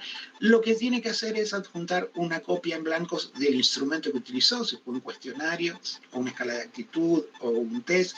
Y si fueron entrevistas, la desgrabación de todas las entrevistas, porque las entrevistas se transcriben. Si no las pudimos grabar porque el entrevistado no autorizaba, las notas que tomamos nosotros de la entrevista, ¿no? Y si hicimos observación, el registro de observaciones, el diario de observación o la bitácora, la podemos adjuntar. Como anexo porque es información complementaria. Y obviamente lo que hay que agregar al inicio, cuando vamos a hacer el informe de investigación, es el resumen. El resumen es una síntesis de todo lo que implicó nuestro trabajo en una cantidad de palabras que habitualmente no son más de 250 palabras, en las que nosotros vamos a hacer una breve introducción, que puede ser el objetivo, material y métodos, es decir, con qué sujetos trabajamos y qué técnicas utilizamos, y los principales resultados. Todo eso en no más de 250 palabras como resumen del trabajo que va siempre al comienzo. Y también palabras clave. Bajo el resumen, lo que habitualmente se entrega, que ustedes, bueno, para sus trabajos han revisado revistas de investigación, artículos, y habrán visto que siempre viene el resumen y abajo las palabras clave. Las palabras clave o identificadores son palabras que el investigador pone porque cree que son las que representan su trabajo. Como en las bases de datos los trabajos se ordenan a partir de las palabras clave, uno siempre pone para que su trabajo sea ubicado de acuerdo a esa palabra clave y cualquier otro investigador lo localice a partir de esa palabra. Esto en términos muy genéricos es lo que ustedes tienen que saber de esta asignatura. Obviamente esos son los ejes, completar esto con todos los contenidos teóricos, pero sobre esto va a girar el examen. La investigación como práctica social y las características de los momentos, y la investigación como proceso, distintos momentos, distintas fases. ¿Dudas, preguntas que quieran hacer? Abrimos el espacio para eso. Profe, me quedó muy claro como lo explicó, la verdad que muchísimas gracias.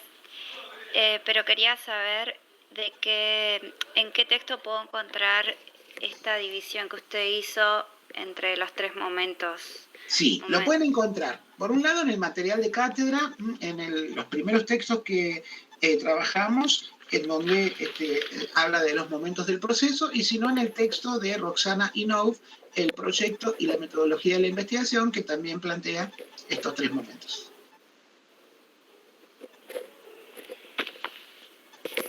¿Puede repetir el último texto? Sí, Roxana Inhofe, el texto se llama El proyecto y la metodología de la investigación.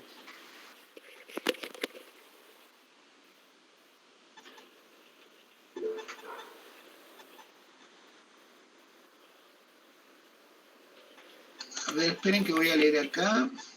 Agustina pregunta, para detectar una variable en la formulación de hipótesis, debemos tener en cuenta que la variable es la característica que supone ser la causa del fenómeno. Ojo, eso, Agustina, si es una hipótesis causal. Si la hipótesis es causal, una variable opera como causa, la variable independiente, y otra variable opera como efecto, la variable dependiente. Ahora, si la hipótesis es una hipótesis interpretativa, por ejemplo, no vamos a tener una relación causa-efecto. Si es una hipótesis correlacional, tampoco. Vos tenés que, cuando lees la hipótesis, ver cuál es la propiedad que se está analizando, la propiedad. La hipótesis no es más que una asociación entre variables, pero no siempre una asociación causal, porque no todas las hipótesis son causales. Insisto, hay hipótesis correlacionales y hay hipótesis interpretativas. Recuerden que la investigación interpretativa es la investigación que apunta a determinar el sentido que se le adjudica a un fenómeno de acuerdo a los actores. A ver acá, me parece que hay otra pregunta. Hola, profe. ¿Diferencia entre la investigación como práctica? No, no es que hay un texto que habla, porque no hay diferencia. La investigación como práctica social y la investigación como proceso no es que son dos maneras de pensar el proceso. Para trabajar la investigación como práctica social, les decía, básicamente el texto es La Revolución Tecnocientífica de Echeverría, que está en la fotocopiadora. Y para ver la investigación como proceso, todo el resto de la bibliografía. Alfonsina, hola Raúl, soy María Emilia, viendo el programa en la unidad 3, nombra los niveles de investigación, estaría bien decir que son nivel teórico y nivel empírico. Sí, está bien, si hablan de nivel teórico y nivel empírico, también está bien si hablan de los niveles en relación a la producción del conocimiento, exploratoria, descriptiva, explicativa, eso no hay ningún problema. Otra duda que no terminaron de resolver tiene que ver con las definiciones conceptuales. Bueno, la definición conceptual de la variable ¿es Alfonsina o María Emilia? Bueno, María Emilia o Alfonsina. La definición conceptual de la variable es una definición teórica. Es decir, si yo tomo la variable edad, tengo que pensar en una definición teórica. ¿Qué debe entenderse por edad en mi investigación? Yo digo, bueno, edad, definición conceptual, tiempo transcurrido desde que el sujeto nació hasta el momento en el que va a responder el cuestionario. Es una definición conceptual, teórica. La definición empírica es, ¿y cómo la voy a medir? Bien, una posibilidad es decir, cantidad en años declarada por el sujeto. Esa sería la definición operacional. Entonces, la conceptual tiene que ver, fíjense que el nombre lo dice, la conceptual es la teoría, las operacionales son las operaciones que voy a hacer para medirla. Esa es la diferencia. Bien, Augusto, preguntan si se puede explicar brevemente. Sí. Cuando nosotros hablamos de los niveles de medición de la variable, decimos que no todas las variables soportan el mismo nivel o misma escala. Y hablamos de 4 escalas mediante las cuales se puede medir la variable, es decir, que podemos clasificar a la variable de acuerdo a la escala en la que la podemos ubicar. Y hablamos de 4 escalas. La escala nominal, la escala ordinal, la escala intervalar o de intervalos y la escala de razón. Cuando nosotros pensamos estas escalas, en realidad podemos decir de una manera bastante simplificada que el nivel que soporta la variable en esta secuencia de 4 es que permite cada vez una operación mayor. Entonces podemos clasificar a estos 4 niveles de acuerdo a la operación que permite. En el caso de las variables que ubicamos en el nivel nominal, la única operación que podemos hacer entre los valores de la variable es identificarlos. Es decir, podemos solamente nombrar qué valores puede asumir la variable. Por ejemplo, yo te digo la variable sexo, o religión, o estado civil. ¿Qué puedo hacer? Y yo puedo, por ejemplo, en el caso de religión, decir católico, judío, musulmán, ¿no? O sea, puedo nombrar. Ahora, ¿yo puedo operar con esos valores de la variable con otro tipo de operación? No, no puedo hacer más nada que nombrarlos. Ahora, cuando hablamos del nivel ordinal, lo que decimos es que podemos hacer una segunda operación. Además de nombrar los valores que puede tomar la variable, con esos valores podemos establecer una jerarquía, es decir, recuerden que los números ordinales son primero, segundo, tercero, o sea que implican un orden jerárquico. Entonces, cuando nosotros hablamos de una variable que admite un nivel ordinal, estamos diciendo que además de clasificar los valores de la variable, identificándolos por su nombre, los podemos ordenar con algún criterio, de mayor a menor, de menor a mayor. Por ejemplo, si yo tomo la variable qué sé yo, promedio obtenido en la carrera. Yo puedo nombrar el promedio obtenido en la carrera y decir, bueno, 7, 8, 9, 10. Pero además puedo decir, el que sacó 7 tiene un promedio mayor que el que sacó 6. O sea que los puedo ordenar, puedo hacer una operación entre los valores que no sea solo nombrarlos. Puedo ordenarlos. Ahora, ¿puedo hacer otra cosa? No. Ahora, hay otras variables que me permiten una operación más, que son las de intervalo constante. Entonces, yo con esas variables puedo clasificar, identificando los nombres, ordenarlas jerárquicamente, pero además puedo establecer que entre cada valor consecutivo de la variable, el intervalo es igual. Por ejemplo, si yo tomo como variable la temperatura, que es una variable que yo siempre tomo porque es fácil de entender, yo puedo nombrar 0 grados, 1 grado, 2 grados, 3 grados, 25 grados, 40 grados, que estuve haciendo hace unas semanas, hoy por suerte un poco menos.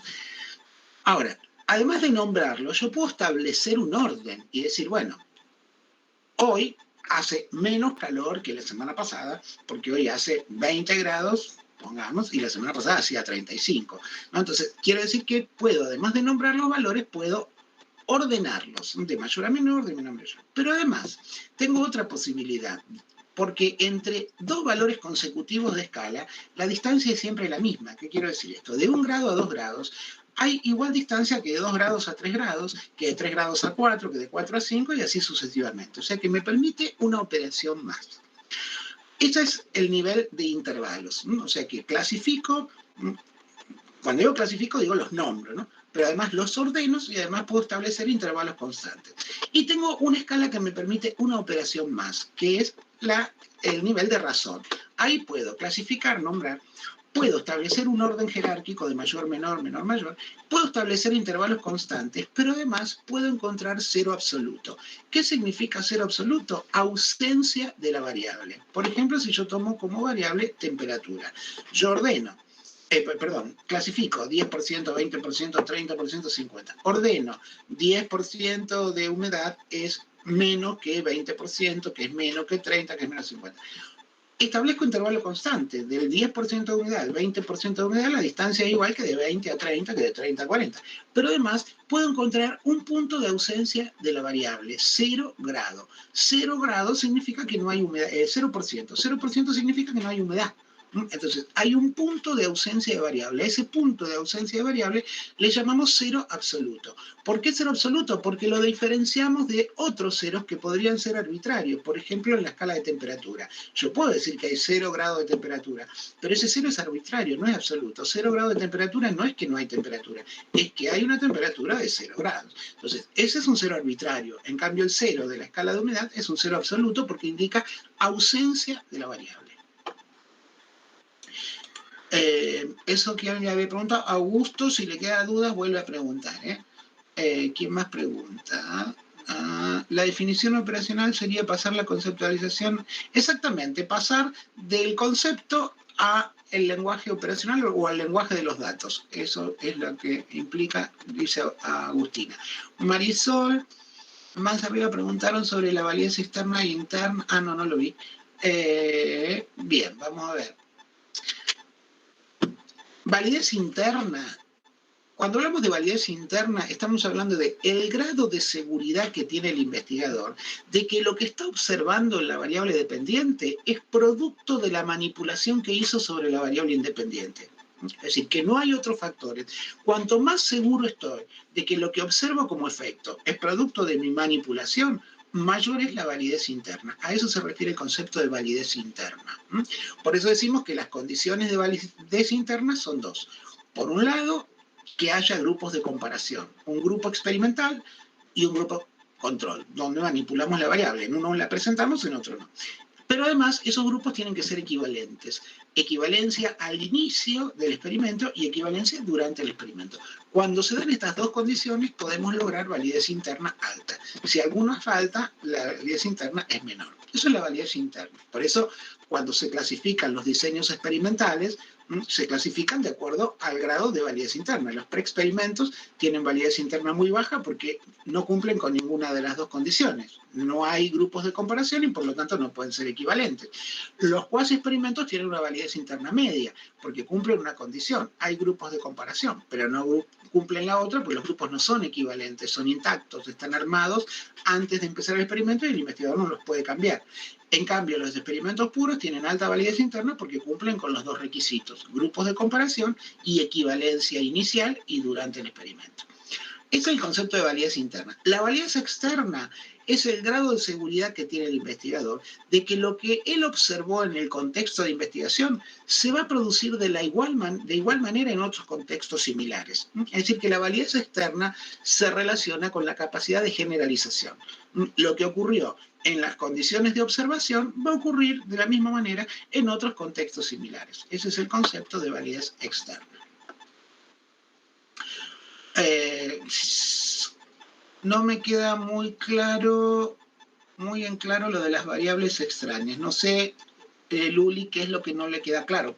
Las variables extrañas son variables que, sin ser manipuladas, variable independiente, ni ser las medidas, variable dependiente, producen alteración en los resultados. Es decir, que son factores que intervienen y que el investigador no está teniendo en cuenta. Esas variables extrañas tienen que ser controladas porque si no producen alteraciones en los resultados. Supóngase que yo quiero demostrar una hipótesis mítica, que hablarle a las plantas hace que crezcan mejor, ¿no? Entonces yo tengo, bien, una variable independiente que voy a manipular. Voy a tener dos plantitas, a una le hablo y a la otra no, obviamente, ¿no?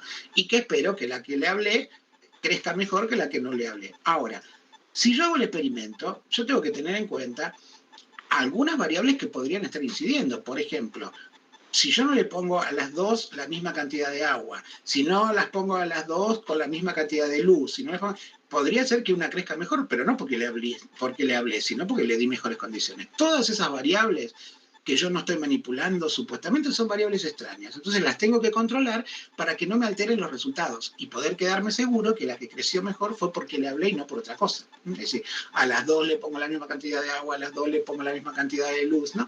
Todo esto, esas serían variables extrañas que el investigador tiene que localizar para controlar y garantizar que no alteren los resultados. Esperen que me voy perdiendo cuando leo. Variables extrañas. Alfonsina, otra pregunta. Cuando se habla del concepto de triangulación. Sí, el concepto de triangulación tiene que ver con los nuevos paradigmas de investigación. ¿Ustedes se acuerdan? Bueno, los que cursaron en mis comisiones.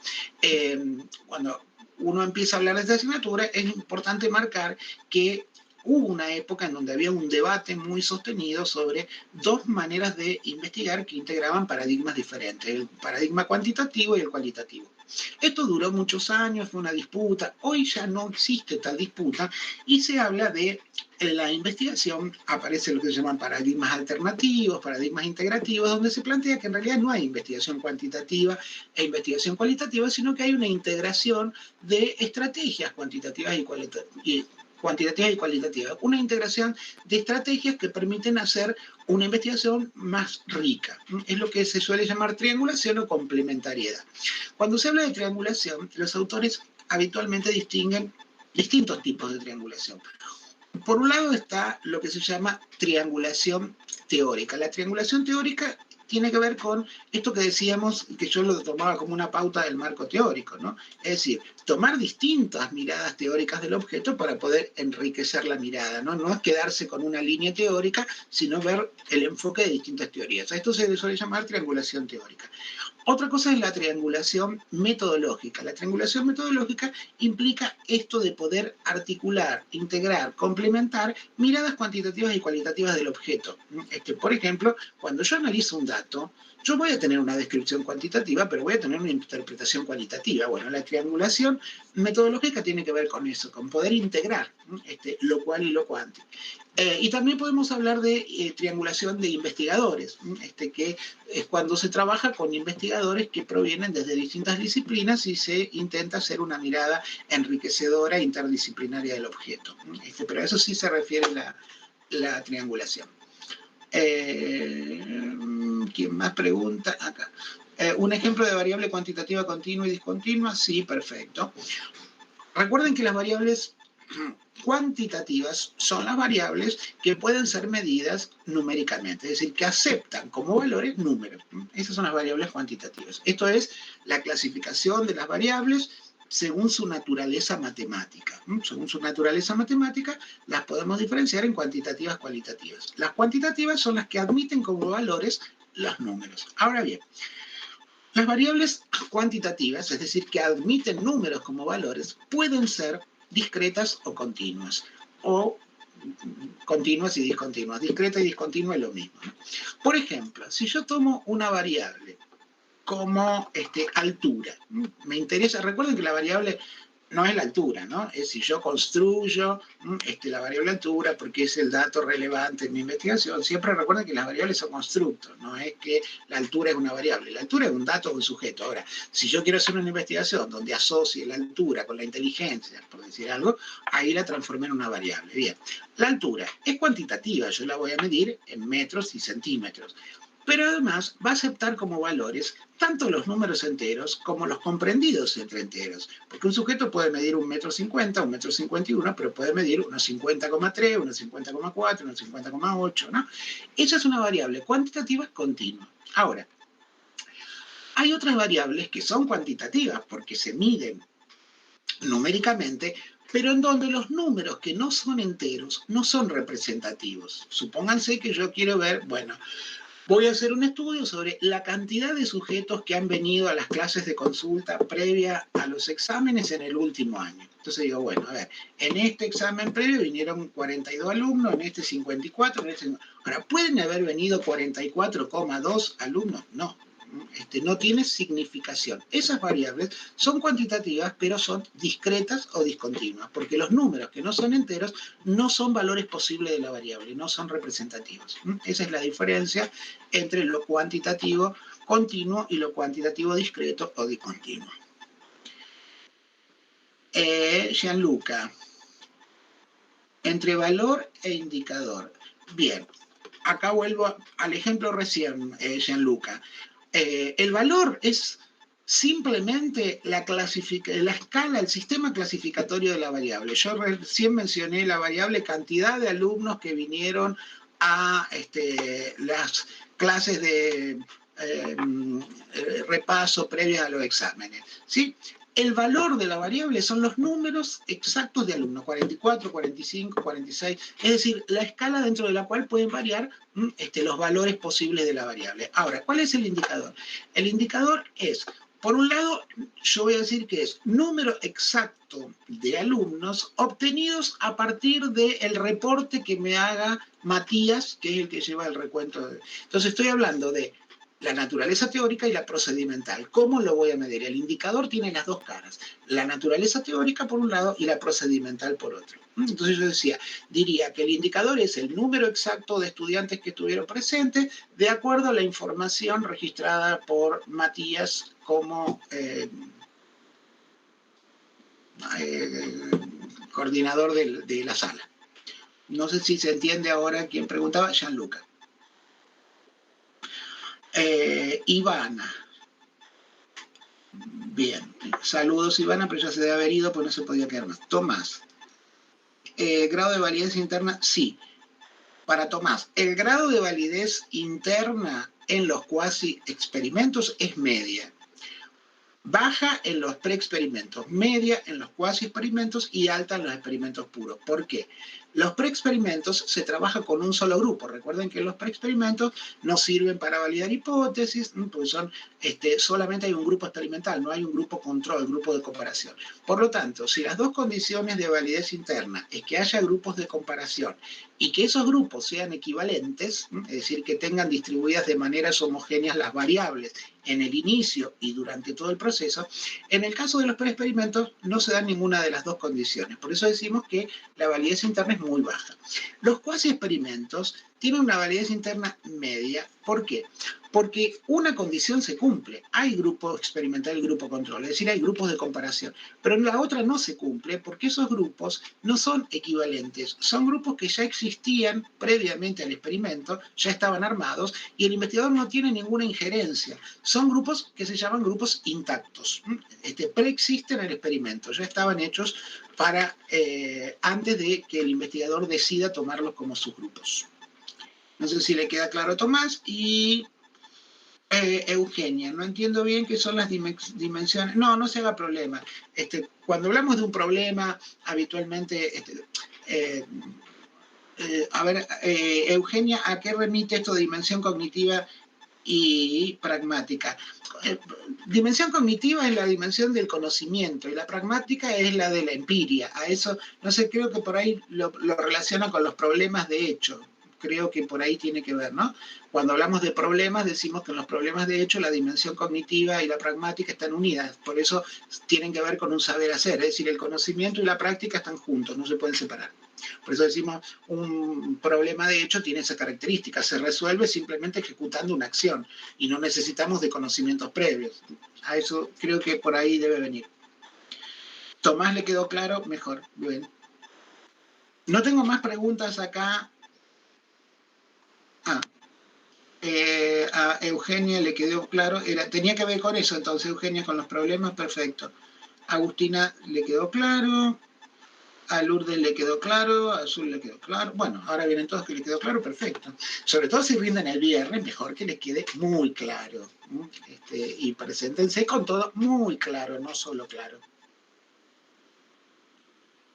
Bueno, si no hay más preguntas, lamento, no sé si todos tienen problemas de micrófono o son todos muy tímidos, porque yo siempre digo, en general, leer y hablar me cuesta. Masticar chicle y tocar timbre es medio complicado para mí. Entonces, sí, capaz que me salté alguna pregunta. Si alguien tiene preguntas y las quiere... La única que se animó fue que ya se fue. Al principio preguntó, Ivonne creo que era, o Ivana que preguntó. Bueno, si alguien más tiene alguna pregunta, algo que le haya quedado como duda, ya sea de esto que tiene que ver con los contenidos o en relación al examen, cualquier duda que tengan, este es el momento para preguntar.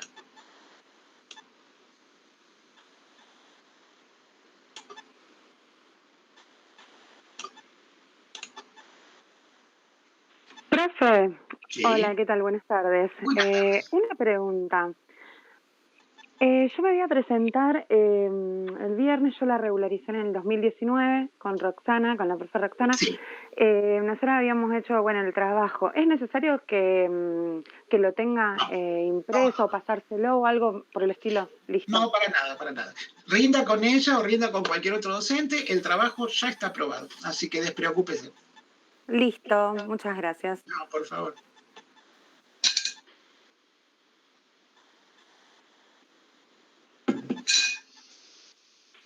¿Alguna otra duda?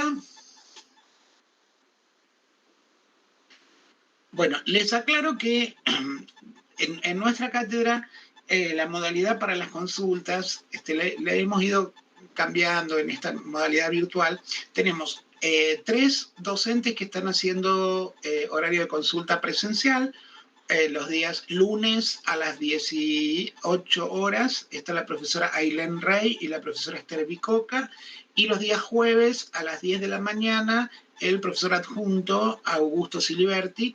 Ellos 3 están dando consulta presencial. El resto de los docentes damos consultas virtuales.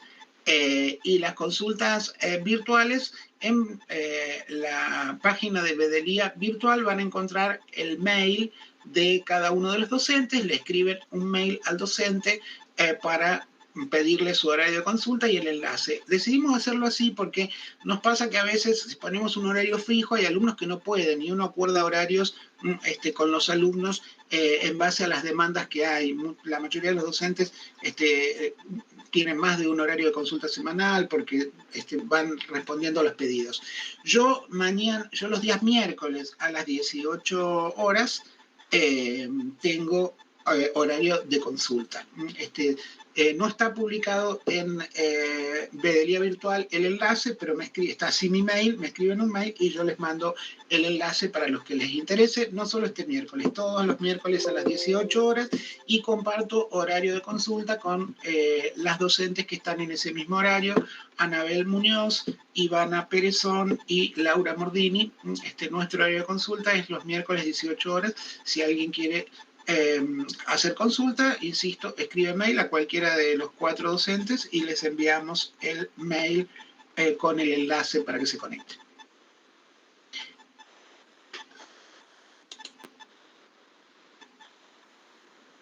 Bueno, gracias, profe, y a los compañeros. Buena clase de consulta. Nos vemos. Nos vemos, Kevin. Chao, profe, gracias. Adiós. Bueno, Mati, si querés vos.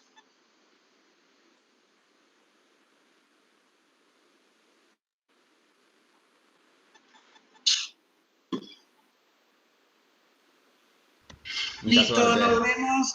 Nuevamente, gracias. Chao, profe. Gracias. Chao, chicos, gracias por participar. Chao, y profe, gracias. Agradezco a la de que siga generando estos espacios para discusión. Así que cuando lo necesiten, aquí estaremos.